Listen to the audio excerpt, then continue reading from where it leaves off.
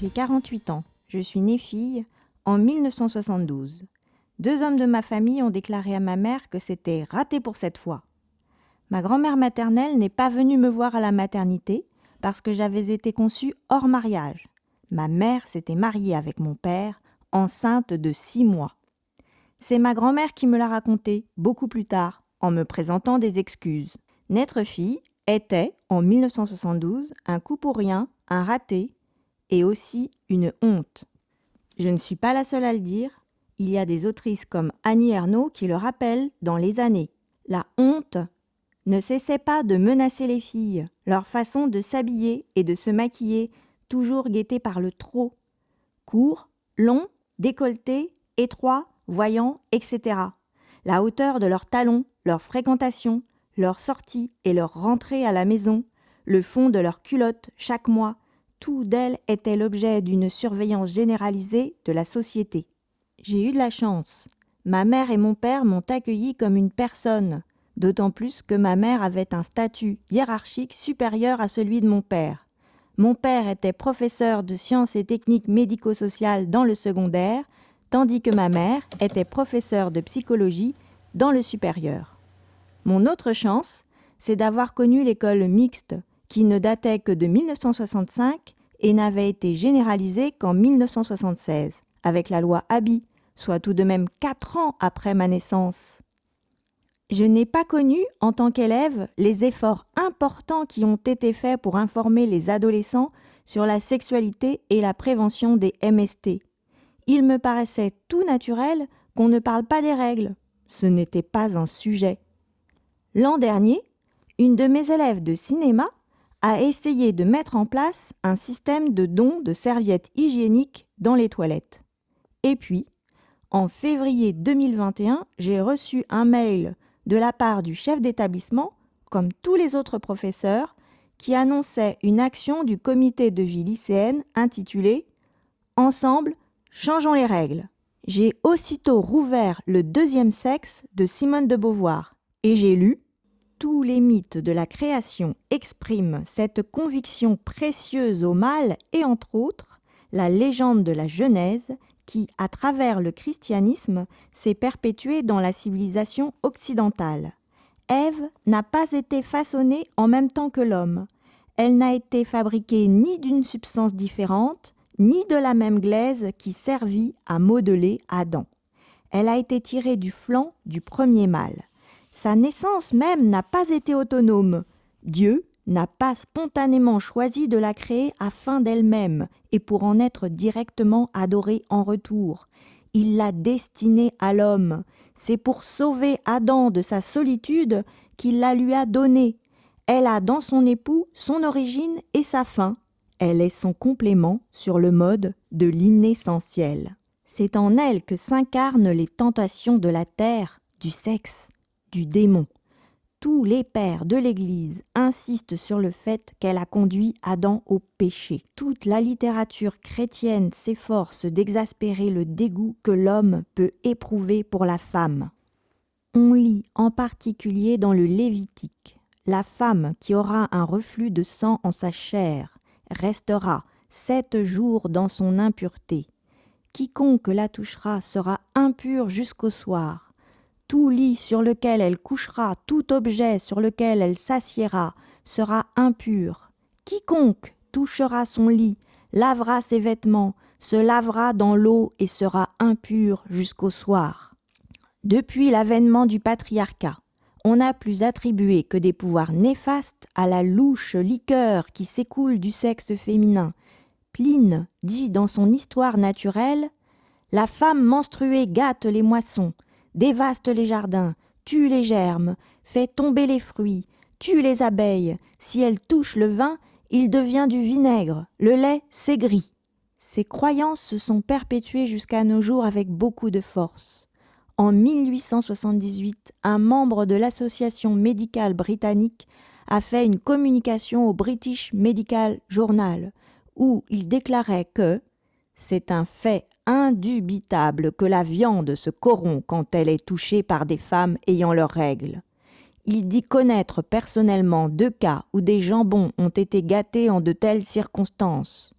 Et Vigny associe la notion de souillure et celle de maladie quand il écrit « La femme, enfant malade, est 12 fois impure ».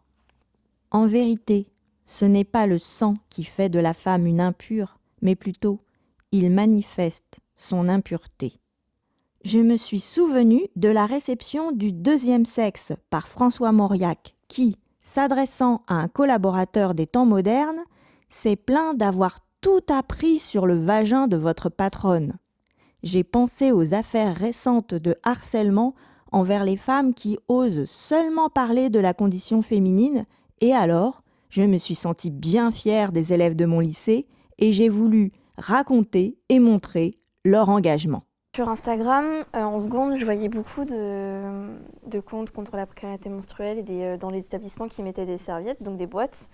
Et je me suis dit que ça serait pas mal. Et il y a une terminale, en gros, qui avait commencé avant moi et qui avait juste mis une petite feuille avec des serviettes en disant « Servez-vous ». Et j'ai continué le mouvement en disant « Écoutez, je vais créer un compte sur Instagram où je vais dire aux gens de s'abonner, de mettre des serviettes et puis de temps en temps prendre des photos de la corbeille pour initier les gens à faire des collectes, voilà. » C'était une élève de seconde qui a commencé, donc c'était une corbeille qu'elle avait mise dans les toilettes. Puis après, elle avait continué son geste en première et en terminale. Et puis nous quatre, en entrant au CVL, on s'est dit que l'idée elle pourrait être bonne, mais en la poussant plus loin, ça serait encore mieux. On a du coup commencé avec des étagères dans les toilettes, donc dans les différents bâtiments du lycée, pour que ce soit pas juste pour les générales, pour que ce soit pour tout le lycée, parce que le CVL c'est pour tout le monde, donc on a décidé aussi d'étendre cette action à tout le lycée. Et donc pour l'instant c'est les élèves qui déposent, qui font des dons. Mais du coup, avec le financement de la région, ce ne sera plus au lycée ni aux élèves de faire des dons ou de payer. Donc ça va nous permettre déjà que ce soit plus régulier, qu'il y en ait assez de toutes les sortes. Et puis normalement, ce sera des choses plus écologiques, plus bio. Enfin, ça va dépendre du choix qui va être fait, mais que ce soit bon pour nous et pour l'environnement. On a fait du coup une semaine de l'hygiène dédiée à la précarité menstruelle au sein du lycée. Pendant 2 semaines, parce que du coup il y a des demi-groupes pour les secondes et premières, donc pour que tout le monde puisse en profiter. Donc sur 2 semaines, on a mis en place des boîtes à dons, donc du côté général et professionnel, afin que chacun en fait, puisse déposer des protections hygiéniques de toutes sortes. On a mis en place donc 2 conférences, donc une le vendredi et une le jeudi, où on a fait venir des intervenantes donc, du planning familial et une entrepreneuse sartoise donc, qui a créé la Wake Up afin d'exposer aux élèves le problème qu'est la précarité menstruelle et leur montrer du coup des solutions plus économiques, plus écologiques avec notamment les cups et les serviettes hygiéniques lavables. Donc voilà, donc on a eu quand même beaucoup de participation, donc c'était vraiment top. Justement, le but de la conférence, c'était qu'on puisse en parler librement et que les personnes y comprennent que ce soit plus un tabou en fait. Donc oui, en parler, ça avait pour but d'enlever ce tabou-là. Et sinon, on a également mis en place du coup une photo, on a accueilli tous les élèves au niveau du stade afin de faire une photo en drone. Donc on leur a demandé de s'habiller en rouge, on a distribué des petites feuilles rouges à chacun afin de former en fait comme un utérus. Et du coup, avec la vue du drone, ça fait une photo plutôt sympa. Donc on a eu près de 250 élèves, donc c'était énorme, c'était vraiment un super résultat. On voit que les gens vraiment se sont investis et se sont intéressés par la cause. On a eu quand même beaucoup de retours positifs. Les gens se sont beaucoup intéressés. Et après, dans le négatif, par exemple, quand on est passé dans les classes du côté professionnel, il y a certains qui ont rigolé, qui ont dit qu'en fait, ça les concernait pas eux. Et qu'en gros, il faudrait plutôt faire ça avec les préservatifs plutôt que les serviettes hygiéniques. Et voilà, on a quand même eu beaucoup de retours positifs. Après, justement, par rapport à ça, j'aimerais revenir sur les points positifs. Oui. Parce qu'en soi, lors de la photo qu'on a fait représentant l'utérus, on a eu énormément de repartages sur les réseaux sociaux. Et sur le Ouest France, justement, on voit que notre publication par rapport à l'utérus, elle a fait plus de milliers de likes. Et donc, on voit que ça a touché les personnes, quoi. Puis même nous, parce qu'on était séparés en 2 pour aller parler dans les classes, lorsqu'on a déposé une banderole pour prévenir de notre action. Il y a eu des réactions positives. Donc, il y a eu un surveillant qui était venu nous voir et il nous a dit que justement, c'était quelque chose de super parce qu'il fallait en parler. Et donc, c'est vrai que les réactions, elles ont été mitigées parce que d'un côté, on a eu du négatif et on a eu aussi énormément... Oui, beaucoup plus.